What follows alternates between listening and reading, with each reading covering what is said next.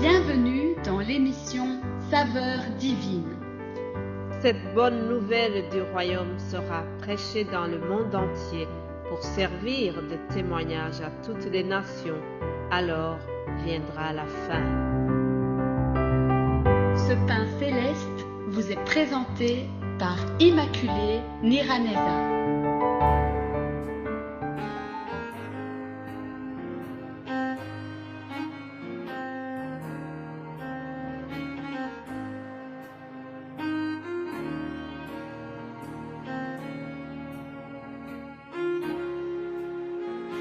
Shalom, shalom, bien-aimés de Dieu qui écoutent l'émission Saveurs divines. C'est au nom de Jésus-Christ que je vous salue aujourd'hui. J'espère que vous allez bien. Je remercie Dieu qui me donne encore l'occasion de venir vous partager sa parole. J'ai vraiment la joie dans mon cœur. J'ai une grande joie qui est venue du Saint-Esprit et je souhaite que tu aies aussi la joie. Peut-être que tu m'écoutes en ayant la tristesse dans ton cœur, en ayant une humeur qui n'est pas comme le mien, mais je voudrais vraiment prier l'Éternel qui te donne aussi la joie. Alléluia. Partageons ensemble la parole que nous trouvons dans Ésaïe chapitre 50 au verset 4. Que ça soit vraiment une introduction pour nous aujourd'hui. Je lis Ésaïe 50 au verset 4.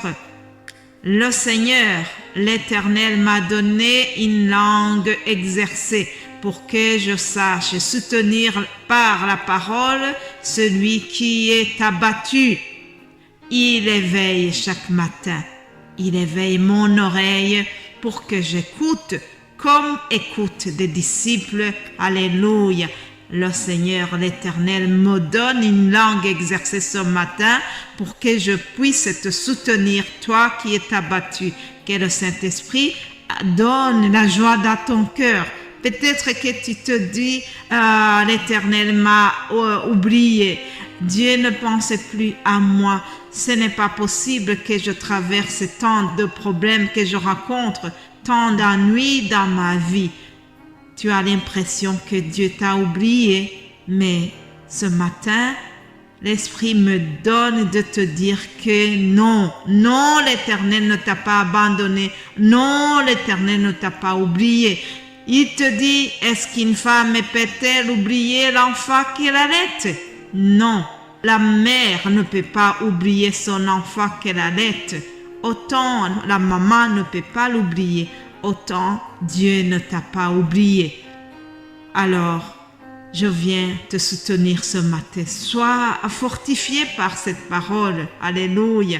Dieu ne t'a pas oublié et il te dit, voici je t'ai gravé sur mes mains. Ah, ça c'est la parole de Dieu que nous trouvons dans Ésaïe 49, verset 16. Voici je t'ai gravé sur mes mains. C'est la parole de Dieu. Ce n'est pas la parole qui est venue de mes sentiments, mais c'est la pure vérité qui vient de la parole de Dieu. Sois fortifié. Si tu avais l'esprit abattu, que cette parole te réconforte au nom de Jésus-Christ. Alléluia. Rassurez-vous, je n'ai pas oublié notre thème de la semaine. Ça, c'était juste une introduction. Alors, revenons à notre cher Saint-Esprit. Alléluia. Nous avons parlé du Saint-Esprit toute la semaine. Nous avons célébré l'arrivée du Saint-Esprit le jour de la Pentecôte. Voyons maintenant qu'est-ce qui a changé après que les apôtres étaient remplis de la puissance du Saint-Esprit. C'est ce que nous allons voir aujourd'hui. Je vous parlerai d'un personnage qui a été rempli du Saint-Esprit et qui a prêché. Nous allons voir ce que Philippe a fait après être utilisé par l'Esprit Saint. Il est vrai que lorsqu'ils ont reçu cette puissance du Saint-Esprit, la première église, les apôtres ont dû s'organiser autrement puisque les choses étaient changées. le ministère, l'œuvre de Dieu s'accroissait. Il fallait une nouvelle organisation. C'est ce que nous allons lire dans Actes des Apôtres, chapitre 6. Je lis comment ils ont dû s'organiser. Lisons au nom de Jésus-Christ. En son temps-là, le nombre des disciples augmentait. Les hellénistes murmurent contre les Hébreux parce que leurs veuves étaient négligées dans la distribution qui se faisait chaque jour. Les 12 convoquèrent la multitude des disciples et dirent: il n'est pas convenable que nous laissions la parole de Dieu pour servir aux tables. C'est pourquoi, frères, choisissez parmi vous cet homme de qui l'on rende un bon témoignage, qui soit plein d'Esprit Saint et de sagesse, que nous chargerons de cet emploi, et nous continuerons à nous appliquer à la prière et au ministère de la parole. Voilà, ça c'est le début d'une nouvelle organisation.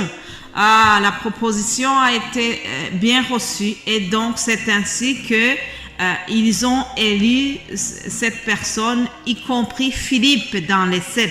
Alors Philippe, nous allons voir aujourd'hui un peu, nous verrons ce que Philippe a fait et demain nous allons continuer parce qu'aujourd'hui je ne peux pas parler de Philippe et le terminer. C'est très peu, je le dirai dans 2 jours. Actes des Apôtres, chapitre 8, au verset 5, je lis ceci. Philippe, étant descendu dans la ville de Samarie, y prêcha le Christ. Les foules tout entières étaient attentives à ce que disait Philippe lorsqu'elles apprirent et virent les miracles qu'il faisait. Alléluia! Car des esprits impurs sortirent de plusieurs démoniaques. On poussa des grands cris et beaucoup de paralytiques et de boiteux furent guéris. Alléluia! Bien-aimé de Dieu, Philippe, c'est le tout premier missionnaire qui est cité dans la Bible. C'est le premier qui a reçu ce titre d'évangéliste. Alors, Philippe a prêché le Christ. Nous avons cette obligation, nous avons cette recommandation. Nous devons prêcher le Christ. Personne d'autre ne doit être prêché que le Christ. Nous voyons que Philippe a prêché le Christ à Samarie et il y a eu des foules qui sont venues écouter ses enseignements. Bien-aimés en Christ, lorsque le Saint-Esprit nous anime, lorsque nous avons la faveur de Dieu, certainement que les gens vont entendre, vont suivre ce que nous prêchons. Alléluia. Je remercie le Saint-Esprit qui a accompagné l'enseignement de Philippe. C'est ce qui s'est passé à Samarie. Alors, autre chose qui a suivi cet enseignement, c'est qu'il y a eu des miracles et les prodiges qui ont suivi l'enseignement de Philippe. Chers amis, la parole de Dieu, c'est la vérité. Dans Marc 16, on nous dit qu'il y aura des signes qui vont accompagner ceux qui ont cru en son nom, ceux qui ont cru au nom de Jésus. Il y a des signes qui les accompagnent. Voici les miracles qui accompagneront ceux qui auront cru en son nom. Ils chasseront les démons, ils parleront de nouvelles langues, etc. Il y a plusieurs choses qui sont citées, vous pouvez les lire dans Marc 16, Marc chapitre 16. Et je remercie Dieu parce que il a accompli sa parole. Le Seigneur a travaillé avec Philippe et le Seigneur a confirmé la parole que Philippe a enseignée. Il a confirmé cette parole en le faisant accompagner par les miracles. Alléluia. Je prie que ce que je vous prêche aujourd'hui soit accompagné par les miracles.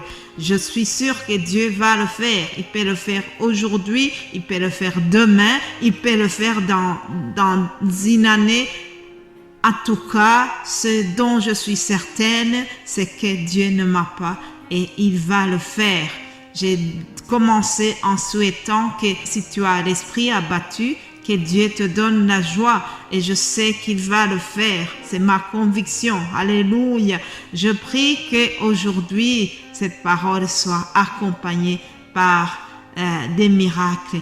Que si tu es malade, que tu sois guéri au nom de Jésus-Christ parce que notre Dieu n'a pas changé. Ce qu'il a fait pour Philippe, il peut le faire aujourd'hui aussi. Alors reçois favorablement cette parole au nom de Jésus-Christ. Demain, je vais continuer en vous parlant de Philippe.